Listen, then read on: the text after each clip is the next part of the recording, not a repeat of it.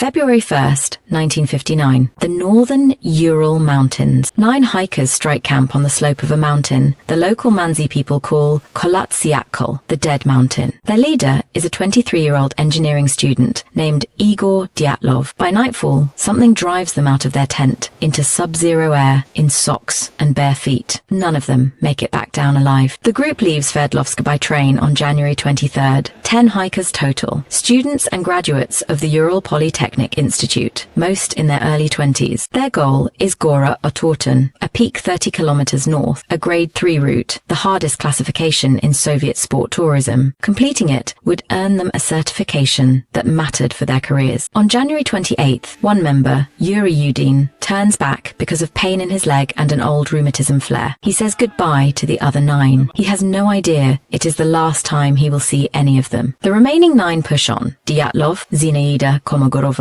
Lyudmila Dubanina, Alexander Kolovatov, Rustem Slobodin, Yuri Doroshenko, Yuri Krivonishenko, Nikolai Thibault-Brignol, and Alexander Zolotaryov, an older ex-military man who joins the group as an instructor. On January 31st, they cache extra food and equipment at a base point, planning to collect it on the way back. Then they begin the climb toward the path. On February 1st, in worsening weather, they make a critical error. Instead of descending into the tree line for shelter, they pitch their tent directly on the open slope of Kholat Syakhl. Diary entries recovered later suggest they intend to save time the next day rather than lose elevation and have to climb back up. It is a decision made by experienced hikers in bad visibility under time pressure. They set up the tent around 5 in the afternoon. Photographs developed later show them working calmly, cutting into the snow, laughing. It is the last images anyone has of them alive. When the group misses its expected return date of February 12th, there is no immediate alarm. Delays are common on long routes. By February 20th, with still no word, a search begins, first by fellow students and instructors, then by the military and the police. On February 26th, searchers find the tent, half collapsed under snow, on the slope of Kholat Syakhl. Inside, they find neatly folded clothes, boots, food, and personal belongings, untouched. The tent has been cut open from the inside. 9 sets of footprints, most in socks, some barefoot, led away from the tent, down the slope, toward the tree line, more than a kilometer away. The footprints do not show signs of panic or struggle. They are steady, evenly spaced, walking, not running. Investigators are immediately struck by one detail. Nobody grabs their boots. In temperatures far below freezing, in the middle of the night, on an open mountainside, 9 people leave their only shelter in socks. Whatever happens inside that tent, it convinces all 9 that staying inside is more dangerous than the cold outside. On February 27th, searchers find the first 2 bodies under a large cedar tree at the edge of the forest, a mile and a half from the tent. It is Doroshenko and Krivonishenko. Both are in their underwear. The tree has broken branches up to 5 meters high, and searchers find scraps of skin and fibers on the bark, evidence that someone climbed it, likely to look back towards the tent or the ridge above. Near the tree, a small fire pit holds the remains of a low, short-lived flame, not nearly enough to keep 2 people warm through a Ural winter night. Between the cedar and the tent, searchers find the bodies of Dyatlov, Kolmogorova, and Slobodin, seemingly having tried, one after another, to climb back to the tent and failed. Their positions suggest they froze in place while walking. It takes 2 more months, until May 4th, to find the remaining 4 bodies. They are found in a ravine below the cedar tree, buried under several meters of snow, in a shallow stream bed. When the bodies of Dubanina, Zolotaryov, Thibault-Brignol, and Kolovatov are finally recovered, forensic examiners find injuries that reshape the entire case. Dubanina and Zolotaryov have severe chest fractures, described by one medical examiner as comparable to the force of a car crash. Thibault-Brignol has a major skull fracture. None of them show external wounds, cuts, or bruises consistent with a blunt weapon or a physical attack by another person. The medical examiner records the internal injuries as consistent with a high-force event, but is unable to identify the exact cause. Dubanina is also missing her tongue, eyes, part of her lip, and facial tissue, along with a portion of soft tissue from one leg. Investigators initially raised the possibility of an assault, but ultimately these injuries are attributed to decomposition in running water and animal activity over the 2 months the body lies undiscovered. The clothing found on the last 4 bodies raises separate questions. Some items belong to Krivonishenko and Doroshenko, the 2 men found dead by the cedar tree, apparently taken and reused by the others in the ravine, torn and cut, as as if pieces of clothing are stripped from bodies already dead to try to keep survivors warm. It suggests a desperate, escalating attempt by the last living members of the group to survive minutes or hours after the others are already gone. Radiation testing on some of the clothing from the ravine group returns elevated readings, a detail seized on for decades by those who suspect a military or nuclear connection, though officials attribute it to Krivonishenko's prior work at a nuclear facility involved in nuclear material processing. In late May 1959, Soviet investigators formally closed the case. Their official finding states that the hikers died as a result of, quote, a compelling natural force, unquote, a phrase that explains nothing and satisfies almost no one. The case files are sealed and archived. Because it is 1959 in the Soviet Union and the group hikes in a restricted military testing zone, rumors quickly attach themselves to the case. Secret weapons tests, a botched military operation, even a UFO encounter, based on reports from other hikers in the region describing strange orange lights in the sky around the same nights. None of these theories are ever proven. In the decades that follow, dozens of alternative explanations circulate. An avalanche, a katabatic wind phenomenon,